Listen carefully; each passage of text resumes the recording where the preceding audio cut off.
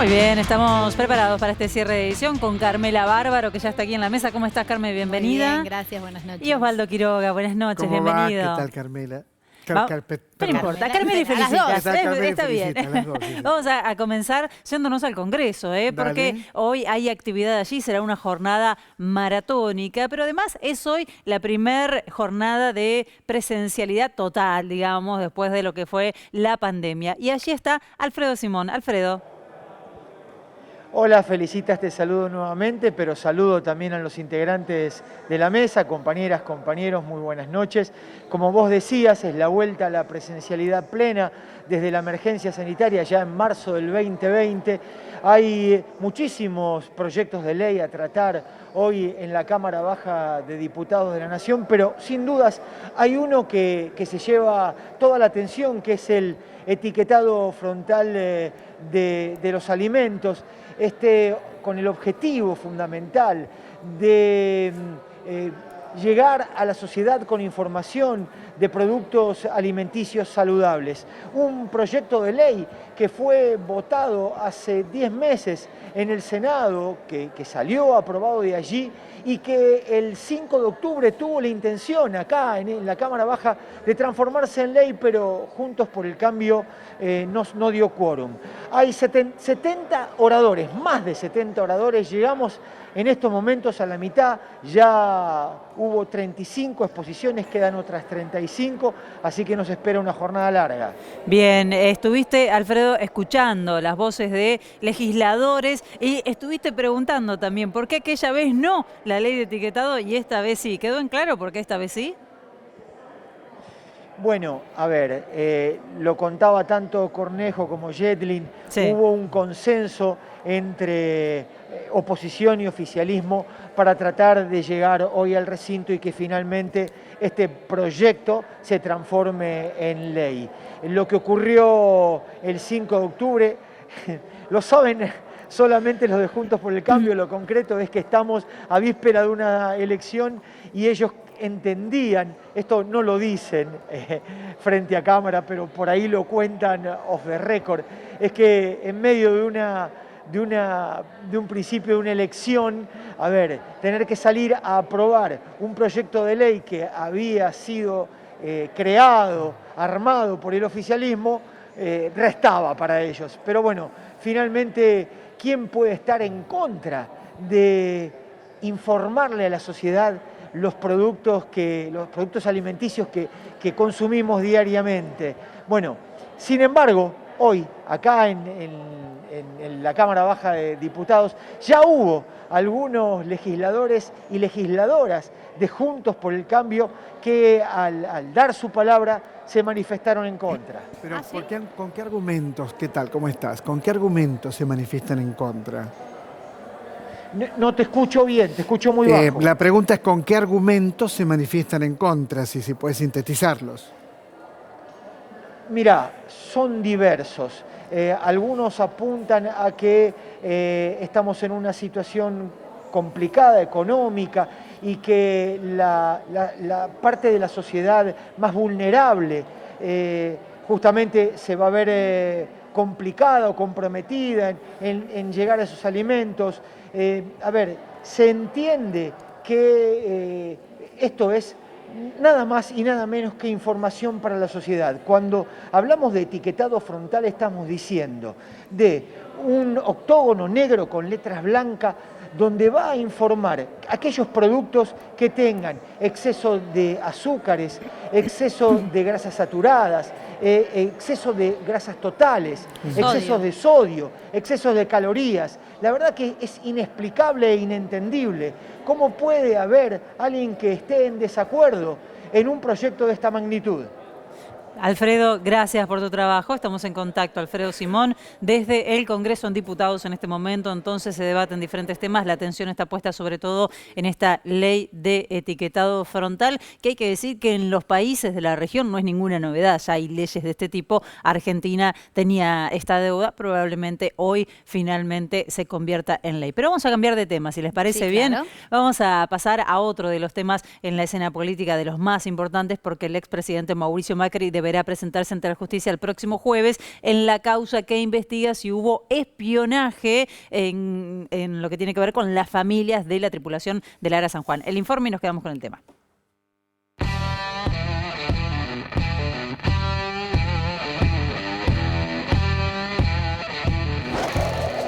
¿Se va a presentar el 28? Sí, el jueves que viene nos vemos. Si me acompañan los santiagueños, estaremos ahí a ver este juez que es manifiestamente incompetente. Amigos del expresidente Wolf, Iglesias, la señora Bullrich y algunos más que por ahí. Ah, sí, Lombardi. Este canal se acuerda de Lombardi, Dios mío. Bueno, y otros le están preparando una movida de micros para apoyarlo. Si no nos tienen respeto a nosotros, por lo menos que le tengan respeto a nuestros hijos que dieron su vida por nuestro país. Y encima, haciendo un acto político y un circo en una ciudad pequeña como Dolores, apretando al juzgado, ¿no? Apretando al juez. Es que nosotros tenemos pruebas clarísimas respecto de los errores, para ser amable con respecto al juez. El juez es manifiestamente incompetente. Vale. Esta convocatoria, acompañarlo a Dolores, no es en apoyo a él, es en contra del juez. A ver si entendemos que está presionándolo de todas las maneras posibles. Porque ni el ARA San Juan se hundió en Dolores, nada tuvo que ver en Dolores, yo no trabajo en Dolores. Y una falta de respeto decir no se hundió en Dolores, ¿no? Un submarino en una ciudad absolutamente mediterránea. Un desconocimiento y un desprecio de cuáles fueron los finales, ¿sí?, de la tripulación. Es desconocer cómo funciona Casa Militar y la custodia del presidente, que a cada lugar que va tiene que, naturalmente, saber con quién se va a reunir. La prueba que está en el expediente da cuenta de una tarea de espionaje organizada que se sostuvo en el tiempo, al menos entre diciembre del año 2017 y diciembre del año 2018. Darío Nieto, lo Sí. recordás, el secretario privado del expresidente de la Nación, ahora candidato a diputado nacional, dijo que el expresidente Mauricio Macri tenía conocimiento de lo que sucedía en la Agencia Federal de Inteligencia, pero que no espió a nadie. He sido violentamente perseguido desde que dejé el poder. Quien habló también sobre este tema fue el ministro de Justicia de la Nación. Exactamente, Martín Soria, a través de su cuenta de Twitter. Señor Mauricio Macri, ni Alberto Fernández, ni Cristina Fernández de Kirchner, ni este ministro nos reunimos a escondidas en La Rosada, ni jugamos al tenis, entre comillas, con el juez Baba. Ya no hay mesas judiciales para perseguir opositores. ¿Puede explicar tranquilo por qué espiaron a las familias del ARA San Juan? Violentamente perseguido, las palabras que utiliza el expresidente Mauricio Macri. Me voy a quedar con el evento, ¿no? Con lo que va a ser el día jueves, una citación, una indagatoria. La primera, recordemos, yo decía es la tercera y me corregía Néstor Espósito, en rigor es la segunda, me dice, porque la primera no podían notificarlo, porque Mauricio Macri, cuando el juez dice no puede salir del país, ya estaba en Estados Unidos. Entonces, como no se enteró, vamos a suponer, no se presenta. En la segunda estaba en el país, pero no se presenta y finalmente esta es la tercera. Uno puede suponer o puede entender la cuestión política, el escenario político de cara a las próximas elecciones, las ansias de Mauricio Macri de volver a poder, de volver a ser presidente, pero estamos hablando del dolor de las familias por lo que ocurrió. Están esperando saber además qué fue lo que finalmente ocurrió con ese submarino. Y no se puede montar un escenario, se está hablando por estas horas de colectivos, de montajes de escenario, de discursos, de quién va a hablar, de quién va a cerrar, cuando estamos hablando de una indagatoria por una causa gravísima. Y tristísima. No Triste, solo claro. gravísima, es tristísima. Me parece que este es no comprender, es el contexto. ¿No es cierto? Si se puede hacer todo ese ruido y todo ese barullo. De todas maneras, tiene declaraciones insólitas. Cuando dice, yo no trabajo en Dolores, a mí me pareció lo más extraordinario de todo. ¿Dónde trabaja? ¿No? ¿Dónde trabajas? Eres el presidente de la Nación, trabajas para todo el país, creo yo, en ¿no? Ushuaia En un también. punto. Pero bueno, me parece que estos son sus argumentos. Yo creo que más que nada lo que tiene que haber, o de su parte lo que debería haber, es deslindarse de las responsabilidades, más que negar el hecho. Lo único que puede hacer es explicar si él sabía o no. Lo que aducen es que es una cuestión de seguridad presidencial, él ahí lo desliza también en lo que... Si existían, y efectivamente se hicieron por una cuestión de seguridad, y son protocolares, y se hicieron con cualquier persona que va a visitar al presidente o cada vez que el presidente va a un lugar, bueno, que las muestre, que muestre qué tenían, cómo lo tenían. Además, ¿no? Un año. Por eso, tendrá que explicar cuál era su protocolo de seguridad, qué incluía o no en esa averiguación, ¿no es cierto?, de las carpetas estas que se hacían para las reuniones del presidente, y si no hay nada que esconder, no habría ningún conflicto de intereses. Por otra parte, yo me quedo con la palabra circo, que me parece que es un verdadero circo y es un apriete al juez. O sea, el juez se siente, no creo que se sienta, pero la idea es tratar de que sienta la presión de esos micros. ¿Se habla de cuántos micros? 400. 400 micros. Vamos a darle el beneficio de la duda, no es un trascendido. Puede que no ocurra, pero lo está organizando Lombardi, lo está organizando Patricia Bullrich.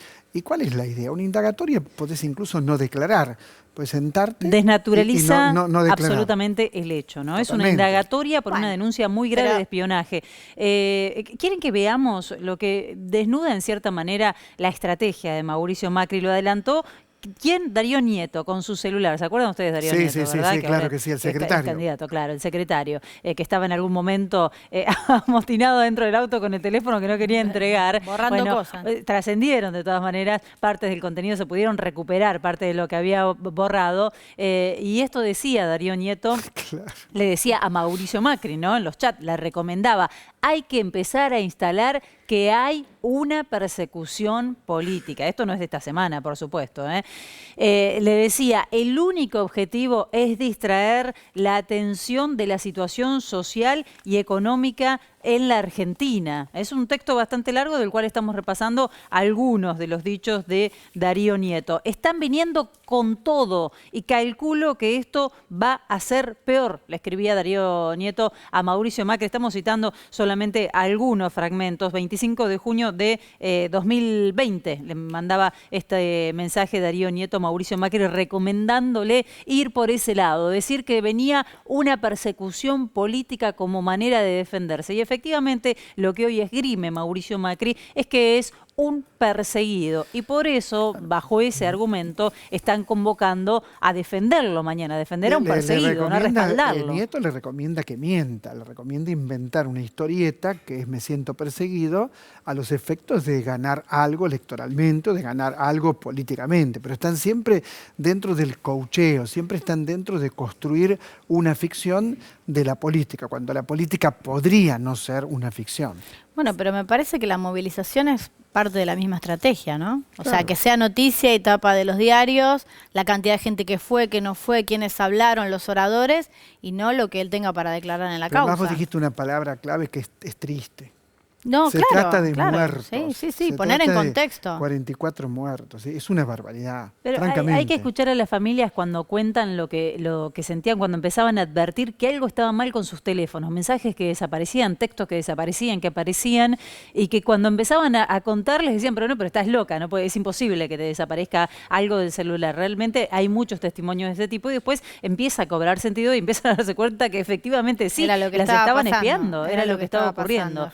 Parece una película, parece ficción, pero esto ocurrió. Sobre todo porque era como parte de una estrategia política, para saber qué decirle a la gente. No tenía que ver con la investigación del hallazgo de encontrar al submarino, de qué era lo que estaba pasando. No era una investigación interna respecto de encontrar alguna pista. Era para simplemente para tener una defensa pública, para adelantarse a las preguntas. Para escribirle el guión a Mauricio Macri, que cuando estuvo enfrente a la familia sabía qué le iban a preguntar. Entonces él tenía elaborada una respuesta. Tampoco decir la verdad sobre el submarino. Recordemos todo lo que tardamos en saber qué había ocurrido realmente con el submarino y por qué había ocurrido. Bueno, es uno de los temas que seguramente, sobre los que volveremos en la semana. Hay que decir que las familias están pidiendo que no se movilicen. Le piden no solamente al expresidente y a ese sector político que no generen una movilización, que no monten un acto sobre esta indagatoria, sino también a aquellos que van a ir a respaldar a los familiares, que no se movilicen. En realidad es una jornada en la que sobre todo tiene que primar el respeto por el dolor de esas familias y por la búsqueda de justicia. Vamos a cambiar de tema. Tenemos de todo. Uy, ¿cómo venimos? Picadito. Nunca estamos cortos de temas, ¿no? En este caso vamos a poner en pantalla declaraciones de Victoria Tolosa Paz. Volvemos a la escena política, volvemos a lo que es la campaña de cara al 14 de noviembre, que está a la vuelta, falta poquito. La oposición está pensando hacer un golpe blando al dólar antes de las elecciones. Estas fueron declaraciones de Victoria Tolosa Paz que ayer tuvieron gran repercusión. Incluso varios están en desacuerdo en hablar en estas instancias de un golpe blando. Golpe blando sí, golpe blando no. Bueno, vamos a hablar sobre este tema y sumamos a un invitado a la mesa para esto. Es un lujo tenerlo hoy aquí. A Diego Senó. ¿Cómo estás, Diego? Bienvenido. Gracias por sumarte a la mesa. Autor, segunda edición va, ¿no? Va por la tercera. Traje uno de la segunda, pero va por la tercera, por suerte. Tengo todo marcado. Bueno, no sabía si lo tenía. Tenés que firmar libros antes de irte. Bueno, muchas gracias. Bueno, lo sumo a Diego entonces y dejo la pregunta planteada en la mesa. ¿Se puede pensar hay un riesgo de golpe blando, ¿no? En base a estas declaraciones que hace Tolosa Paz? Arranco con Diego. Sí, yo creo que hay en sectores del gobierno cierta preocupación, ¿no? Que lo expresa Victoria Tolosa Paz. Hoy Aníbal Fernández un poco salió a discrepar, a diferenciarse, pero evidentemente yo creo que hay una preocupación. Por un lado, diría, está el frente del dólar, la presión devaluatoria, que sabemos que siempre a medida que se acercan las elecciones es algo que preocupa y hay intereses en juego que buscan generar cierta desestabilización o cierta preocupación o cierta inquietud. No es nuevo, ¿no? No es un elemento nuevo. Pasa siempre en las elecciones. Le pasó incluso, al propio Macri que rifó gran parte de las reservas entre las PASO y las generales. Yo creo que hay una preocupación por eso. Y me animo a decir que hay una preocupación también en sectores del Frente de Todos de si hay un mal escenario electoral, qué tipo de oposición se va a encontrar el gobierno el día siguiente. ¿Cómo será la gobernabilidad? Me parece que es una pregunta que nos hacemos todos, ¿no? Me interesó mucho realmente tu libro, ¿no? Me parece un libro importante en este momento. Me gustaría que hablaras del poder y la cámpora. Le dedicás todo un capítulo al poder y la cámpora y también incluís a José Luis Manzano, que esto me sorprendió enormemente y las cosas que dice Manzano me sorprendieron más. Sí. Contanos. Bueno, obviamente el libro es la reconstrucción de cómo surge el Frente de Todos, desde la derrota de Macri hasta la constitución del Frente de Todos y hasta, diría, junio, mayo de este año. Entonces hay un análisis de un año y medio de gobierno del Frente de Todos, actor central de ese año y medio, la cámpora, y me parecía que demandaba una especie de zoom para tratar de entender un poco quiénes son, qué piensan, qué buscan y cómo fueron cambiando también, diría yo, con el tiempo, ¿no? Ya no son en su mayoría los pibes para la liberación o aquellos que eran los pibes para la liberación, hoy son funcionarios, tienen 10 años más, ya no sé si pueden ser considerados jóvenes muchos de ellos. Pibes. Totalmente, obviamente que hay una juventud y nuevas generaciones que se incorporan, pero la jefatura de la cámpora yo creo que tiene rasgos que son interesantes. Discrepo en lo que es muchas veces la narrativa predominante sobre la cámpora, y ahí marco algunas cuestiones. Una es que hay una defensa del sistema político. Si bien muchos de los miembros de la cámpora, de la dirigencia de la cámpora, empezaron a militar durante el menemismo y uno podría decir hasta contra el sistema, porque algunos formaban parte de organizaciones de desocupados, otros de agrupaciones estudiantiles que llamaban a no votar durante el menemismo. Bueno, hoy pareciera, lo dicen ellos mismos, que hay una defensa importante del sistema político, en el cual obviamente ellos... Es interesante ese viraje, porque ahora los antisistemas son, por ejemplo, los Milei. Totalmente. Bueno, tiene sus riesgos también, puede tener su mérito, pero puede tener su riesgo si el sistema político no da respuestas, ¿no? Entonces, hay un viraje importante y esto lo charlaba con dirigentes de la cámpora, me parecía importante, porque muchas veces se los ubica fuera del sistema, o como demasiado polarizados o planteando... radicalizados, y en realidad cuando uno habla con ellos, hay una defensa y hay una integración al sistema y hay una relación con intendentes, con gobernadores, ¿no? con sectores anti-kirchneristas también. O sea, hay una convivencia que es una convivencia tensa, pero me parecía interesante. Ese es uno de los aspectos de la cámpora, y el otro es, la interlocución con el poder económico, con los factores de poder. Es un ejercicio nuevo, ¿no? Para Máximo Kirchner, Eduardo de Pedro, todos dicen el ministro del Interior, ¿no? El que tiene con el vínculo más frecuente con empresarios de todo tipo, incluso con empresarios que son opositores o que apoyaron la aventura de Macri en el poder.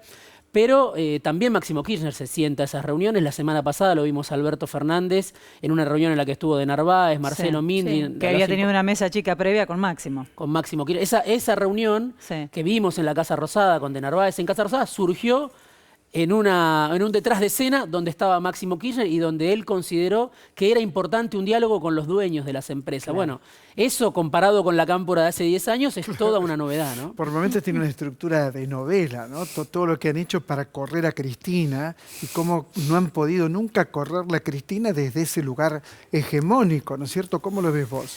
Sí, sí, bueno, sin duda la centralidad de Cristina está planteada en todo el libro. Sí. Y no solo por los que la siguen, sino por los que quieren desplazarla, siempre está contemplada Cristina, ¿no? Obviamente, después del resultado electoral de las PASO, es una Cristina que está debilitada, como está debilitado el Frente de Todos. Ahora hay que ver qué sucede el 14 de noviembre. Puede haber otro escenario, no lo sabemos. Había mucha gente que no fue a votar. Eso me parece que deja abierta la elección. Pero sin duda lo que el libro cuenta es, por un lado, el mérito de la vicepresidenta, que yo lo remarqué y lo remarco, de armar... Que lo había pensado 2 años antes, por lo menos, marcabas vos. Lo anunció en una entrevista con Luis Novarecio en 2017, diciendo no voy a hacer ningún obstáculo para la unidad del peronismo. Sí. Nadie le creyó. No, claro. Ni los propios ni los ajenos me parece que le creyeron, pero en ese caso anticipó con 2 años de antelación una jugada central que iba a protagonizar.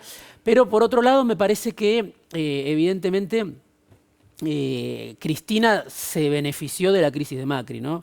Yo creo que si Macri no hubiera hecho el desastre que hizo en materia económica, esta jugada de Cristina no hubiera tenido lugar, no hubiera existido el Frente de Todos. Y Sergio Massa quizás seguía acompañando a Mauricio Macri como lo acompañó en su momento en un encuentro con Biden en Davos en 2016. Es decir, había un peronismo muy dispuesto al colaboracionismo, decía yo. ¿Y cómo ves hoy a ese peronismo? Porque hay un Larreta también, reuniéndose con determinados sectores del peronismo, ¿no? Haciendo un trabajo en las provincias y demás. Las fronteras son muy porosas, mucho más de lo que la polarización, me parece a mí, y la narrativa cotidiana. Lo que dijo Massa el otro día, ¿no fue lo que dijo Massa cuando habló de los 10 puntos y sentarse a conversar después? Sí. Hay una conversación permanente entre dirigentes. Massa lo dice, casi es un calco de lo que viene planteando, en su momento planteó Emilio Monzó, de que hay una generación moderada, le llama Monzó, en la cual está Larreta, en la cual está Lustó, en la cual está Massa. Eso es una posibilidad, un acuerdo de esos sectores. Yo creo que Cristina está involucrando al peronismo en la deriva del Frente de Todos, ¿no? Si uno dice cómo procesó Cristina, cuál fue la digestión que hizo Cristina, que fue una digestión bastante convulsionada esa semana después de la derrota, pero Mansur, jefe de gabinete, Insaurralde, jefe de gabinete, que es prácticamente, no digo un interventor, pero una figura muy fuerte en un gobierno que es de Cristina, podemos decir, o es el de Axel Kicillof. Sin embargo, Cristina involucra al peronismo no kirchnerista. Yo creo, con un esfuerzo muy grande para evitar la diáspora, para evitar la sangría que en su momento sufrió el Frente para la Victoria, cuando Cristina se fue quedando sola. ¿Cómo lo ves, Alberto? Sola. ¿Lo ves muy debilitado? ¿Lo ves con posibilidades de levantar la apuesta y de cambiar un poco el lugar que supuestamente ocupa? Es difícil, ¿no? Tomemos estas semanas, tomemos estas últimas semanas y todo lo que hemos visto. Sí, yo creo que hay un intento del presidente, tiene un nuevo asesor, que es el catalán Gutiérrez Rubí, que no habla con los medios, pero bueno, trabajó con Cristina, la Cristina de Unidad Ciudadana 2017, trabajó con Massa, ahora trabaja con Alberto. Hay una idea de no tanto denunciar a la oposición, sino un poco más plantear desde lo propositivo esa campaña del sí, del gobierno, de lo que el gobierno quiere defender y no entrar tanto, porque me parece que muchas veces sucede que el que polariza desde el gobierno pierde, ¿no? Tanto polarizar con la oposición cuando tenés que dar respuestas o gran parte de la sociedad te está demandando respuestas, es casi hacerle un favor muchas veces. Me parece que eso es lo que entiende este asesor de Alberto. Alberto lo compró, podemos decir, está yendo al conurbano, está en una actitud de escucha. Pero, insisto, el veredicto de las urnas me parece que va a ser fundamental. Sin duda, Mansur Aníbal Fernández y Julián Domínguez les puede gustar a cualquiera, pero yo creo que son profesionales del poder, no son recién llegados, no están haciendo una experiencia o están probándose en el poder, sino que saben cómo es gobernar, y en ese sentido yo creo que Alberto lo fortalecen. No sé si suman votos, pero sí le evitan a él esta cuestión de exponerse demasiado todos los días. ¿Y el establishment? Perdón. No, está bien. ¿Y el establishment? Vos te dedicas mucho a analizar la resistencia del establishment al cambio. ¿Pensás que el establishment se puede finalmente acomodar? Porque ha ganado bastante dinero con el kirchnerismo. Ha ganado dinero y además está invitado a la mesa todo el tiempo, ¿no? Sí. Bueno, ahí, por supuesto, hay sectores que tienen una postura irreconciliable con el kirchnerismo, ¿no? Sobre todo con la vicepresidenta. Y hay sectores que van y vienen. Vos hablabas de José Luis Manzano. Sí. Si uno miraba la pantalla de América entre 2015 y 2017, se iba a encontrar con picos de Lofer, ¿no? Todo el tiempo la agenda de Comodoro Pi. Hoy esa pantalla, como podríamos decir otras, es muy distinta. Entonces hay sectores que van y vienen. Yo creo que el fracaso de Macri fue tan estrepitoso que el establishment ya no confía tan ciegamente en que vengan a renovar o que vengan a reemplazar al peronismo y se solucionan los problemas de manera mágica, como decía Macri. La inflación en 5 minutos, no hay problemas porque voy a recortar la emisión, una serie de problemas, va a haber lluvia de inversiones, todas esas fantasías que vendió el presidente Macri y que le dieron resultado electoral. Un plan económico que fracasó en el mundo. Totalmente. Y yo creo que eso los dueños de la Argentina, los dueños de las empresas, hoy lo tienen presente y le piden a Larreta mayores precisiones. Larreta hizo un viaje después del 12 de septiembre a Estados Unidos, donde viajó con su equipito municipal, ¿no? Viajó con 3 o 4 funcionarios que no cruzaron la General Paz nunca, y eso recibió críticas de sectores aliados al PRO, ¿no? Que le demandan, bueno, ¿quién va a ser tu ministro de Economía? Porque no hay que olvidarse que Larreta también propuso a muchos funcionarios del área económica. Un montón, no puede definir el ministro de Economía. Bueno, pero son las respuestas que se le piden. ¿Yo sabes con qué me quedo? Cuando empezamos con este tema, hablando de golpe blando, ¿no? ¿Qué pasa con los mercados? Que, sobre todo en nuestro país, las elecciones, la democracia atenta contra el mercado. Digo, son momentos de inestabilidad económica. Cuando son momentos buenos para la ciudadanía, cuando la ciudadanía puede elegir, tiene la opción de votar, puede apoyar o rechazar una propuesta, el mercado se pone en la alerta y empieza a funcionar como un actor, como un actor que no es ingenuo, que esto vos hablás del establishment, no es ajeno, no le da lo mismo, porque viste que está la teoría de que el mercado es, no sé, inocuo, se autorregula, no tiene injerencia, va a encontrar un punto de equilibrio. Ahora la palabra esta semana era punto de equilibrio respecto de los precios. Y empieza a jugar en contra de las elecciones de los ciudadanos. Yo creo que siempre juega a una ofensiva de toma de ganancias, ¿no? Claro. Siempre aprovechar.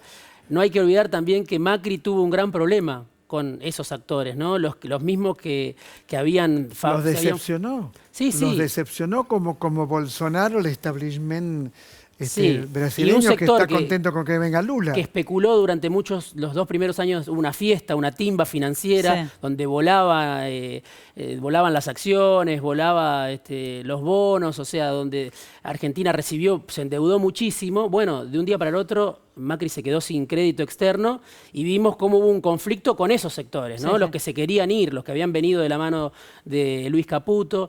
Entonces, si el conflicto existió con el macrismo, es lógico incluso que exista con el peronismo en el gobierno. Hay un actor central hoy que es el Fondo Monetario Internacional, ¿no? Que está sentado a la mesa de las decisiones. No lo vemos, pero está. Yo creo que está sentado en la cabecera de las decisiones en la Argentina. Eso es responsabilidad de Macri. Pero también es el gobierno el que tiene que resolver ese conflicto, ¿no? Y el gobierno tiene un conflicto interno y externo, ¿no? Con el Fondo Monetario Internacional, porque hacia adentro del frente hay una discusión bastante ardua. Hay diferencias, sin duda, ¿no? Si uno ve justamente la Cámpora, está planteando, bueno, el último acto en Lanús, había una bandera que decía fuera FMI. Y entonces... más parecido, bueno, era una bandera que estaba ahí. Sí, claro, no es que es un reclamo, ciertamente. ¿Sí? El 17 de octubre también, una de las consignas era no al Fondo Monetario Internacional. Que la deuda es impagable... Creo que no lo discute nadie, ¿no? 44.000 millones de dólares, 18.000 millones de dólares sin intereses el año que empieza ya. ¿Cómo vamos a pagar eso sin que nos afecte? No se puede pagar. ¿No? El tema es cómo se reprograma. Alberto Fernández dijo en esta reunión que les comentaba antes con dueños, yo puedo conseguir un acuerdo a 4 años que pasa con el próximo presidente, ¿no? Entonces, evidentemente, lo que pide Cristina, pide la Cámpora, no está disponible. 20 años. Claro, 20 años eso no existe, y lo que quiere Guzmán tampoco hoy parece disponible, que es esta idea de la sobretasa. Yo ahí tengo una observación, ¿no?, crítica para el gobierno y sobre todo para Martín Guzmán, que fue que él utilizó al fondo como aliado en la reestructuración de la deuda con el sector privado, con los fondos de inversión. El fondo era el que decía hasta dónde podía ceder la Argentina o no, hasta dónde era sustentable o no. Y eso fue una forma que terminó beneficiando al fondo, ¿no? El fondo se lavó la cara muy rápido, después de ser cómplice de semejante endeudamiento, volvió con Cristalina Georgieva, cambiaron a Lagarde, se fue Lagarde, entró Georgieva, y de repente había un nuevo fondo, de repente había un actor que iba a ayudar a la Argentina en la reestructuración con los fondos privados. Eso ahora cuesta caro, ¿no? Más allá de que uno puede decir la reestructuración de la deuda salió bien, como dice el gobierno, dentro de todo se ahorraron 37.000 millones de dólares, que hubiera sido impagable también, más allá de las demoras, de las críticas que pueda haber. Pero ese rol que jugó el fondo, alguien me decía, ese peligroso uso del fondo que hizo el gobierno, bueno, ahora que el fondo viene por la suya a reclamar que le paguen, cuesta caro. En el fondo no era tan bueno. Vamos a cerrar así, porque veo brazos desesperados del otro lado. Diego, gracias por estar acá. Gracias, Carmen. Gracias, Osvaldo. Gracias a ustedes, sobre todo. Mañana estaremos aquí nuevamente, 19 horas con Televisión Pública Noticias, 20:30 con este cierre de edición. Será hasta entonces.